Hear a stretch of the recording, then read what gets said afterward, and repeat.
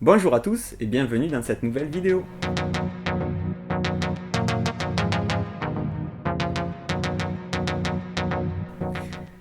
Petite vidéo de la playlist du coup des histoires bonnes à écouter. Et je sais pas si on aura mis en ligne la vidéo bilan avant celle-ci ou pas. Mais du coup, petite vidéo test également, dans un souci de remanier justement les histoires bonnes à écouter. Euh, on va partir vraiment sur quelque chose de un petit peu plus structuré, on va dire. Et plus romancé, comme je le disais d'ailleurs dans une précédente vidéo. Donc, j'ai recours à mes talents d'écrivain et je me suis mis à poser un petit peu les bases de cette histoire. C'est bien, il s'ouvre pile à la bonne page, en plus c'est génial, j'adore quand ça se passe comme ça.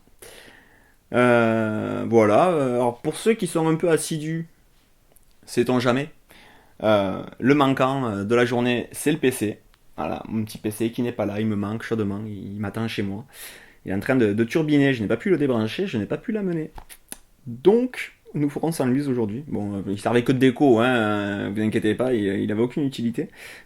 À part faire joli avec ses stickers. Voilà, du coup, bon, mais moi, ce que je vous propose, ben, c'est d'attaquer tout simplement. Et puis, euh, et puis voir si ce petit test s'avère concluant. Alors, vous m'excuserez, du coup, je vais beaucoup lire aujourd'hui. C'est un nouveau travail hein, pour moi, donc voilà, il va falloir que je m'habitue et du coup, c'est pas gagné que je vous regarde et qu'il y ait trop de contact visuel. Alors, je le fais là maintenant, voilà. Et puis maintenant, mais on se plonge dans l'histoire. Un, 2, 3, c'est parti. Alors, imaginez un monde plat. C'est marqué ici, hein. Je vous mens pas, c'est marqué. Imaginez un monde plat, que les gens ne commencent pas à croire que je suis un platiste. Non, non, non, non, la Terre est ronde, il n'y a pas de souci. Mais pas ici. Imaginez un monde plat, et de ce que l'on en sait rectangulaire. Imaginez qu'inexorablement, ce monde s'effondre, s'effritant, sans répit, de l'ouest vers l'est. Dans un tel monde, totalement aride et désertique, avancer est le seul moyen de survivre, fuyant inlassablement le gouffre sous nos talons, ainsi que l'orage et la pluie toxique qui l'accompagnent. C'est dans ce monde qu'un matin comme les autres, une jeune femme se réveille. Elle se lève, s'habille, se prépare à la marche quotidienne et sort de sa tente. En regardant vers l'ouest, elle distingue les nuages gris, premier signe annonciateur que l'effondrement se rapproche. Elle a dormi plus de temps que prévu. Vers l'est, elle aperçoit des silhouettes déjà en marche. À juger des câbles qui les suivent, ce sont sûrement ses parents et sa sœur. Elle se dépêche de replier ses affaires et sa tente et de se brancher à sa machine avant de partir. Tout le monde en a une, tout le monde a une machine. Ces machines ressemblent à des cylindres verticaux. Vous savez, c'est un petit peu comme un ballon d'eau chaude. Donc ils ressemblent à des cylindres verticaux d'où sortent une multitude de rouages et autres soupapes turbinant sans cesse et se connectant aux humains par un câble terminé par une énorme aiguille directement dans la colonne vertébrale. Donc, pas du tout comme un chauffe-eau. Et la petite précision, oui, ça veut dire que tout le monde a des trous dans ses vêtements. Et oui, ça s'appelle la cohérence. On est bien d'accord. Ces machines sont vitales. Grâce à un autre câble partant de la machine vers l'ouest, donc dans le dos des gens, puisque les gens marchent en direction de l'est, donc grâce à un autre câble partant de la machine vers l'ouest, rejoignant la dernière usine alimentaire construite, elle nourrit son porteur étant donné que plus rien ne pousse dans ce sol sec. Excusez-moi, pas du sel justement, il n'y a plus d'eau, il n'y a plus d'océan, il n'y a plus rien. Donc, les machines nourrissent leurs porteurs, étant donné que plus rien ne pousse dans ce sol sec. D'où l'intérêt de construire régulièrement des usines avant que l'effondrement rattrape la précédente. Mais ces machines servent également, et c'est tout aussi vital, à ce que les gens se sentent bien. En effet, sans elles, les gens se sentent mal au bout de quelques heures, tombent malades au bout de quelques jours, et en meurent si cela dure trop longtemps. C'est pour cela que la plupart ne se débranchent de leur machine que lorsqu'ils dorment. Et même là, certains préfèrent rester branchés, car apparemment leurs nuits sont remplies de cauchemars sans l'aide de la machine.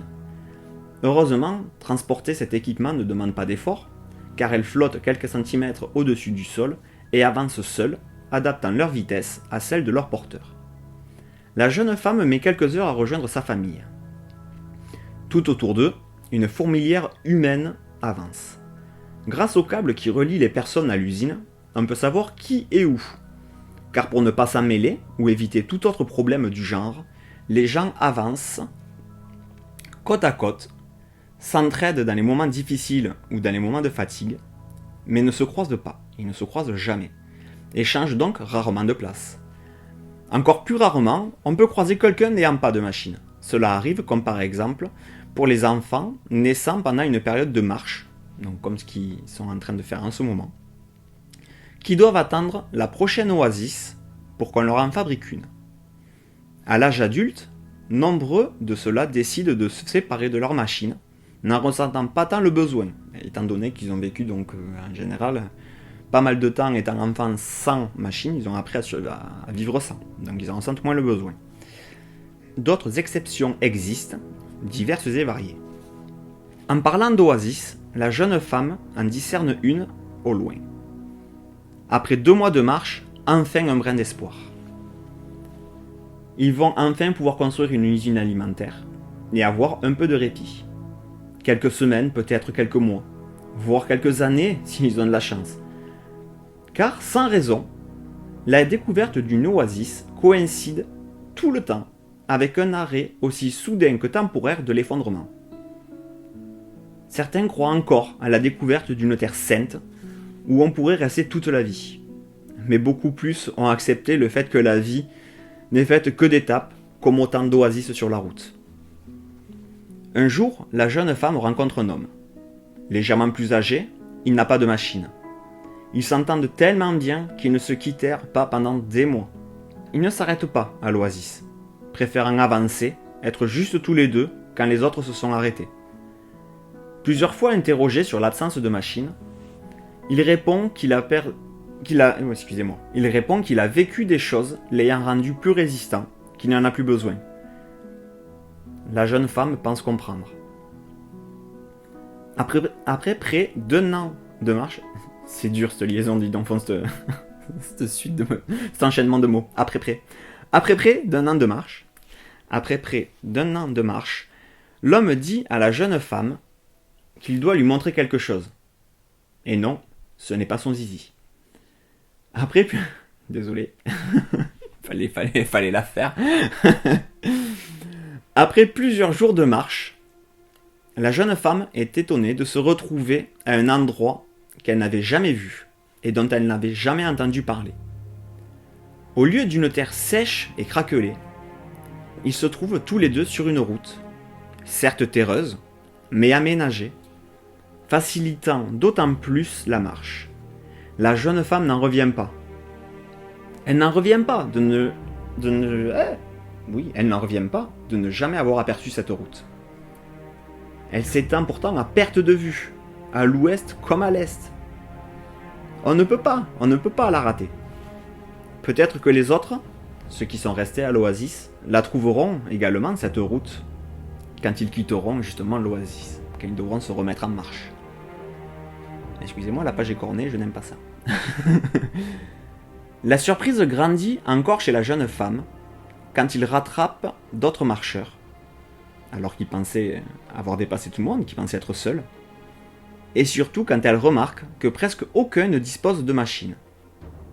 Elle croit même rêver lorsque, avançant toujours plus, de la végétation se met à border la route. Des gens cultivent la terre, et on peut se nourrir comme avant l'effondrement.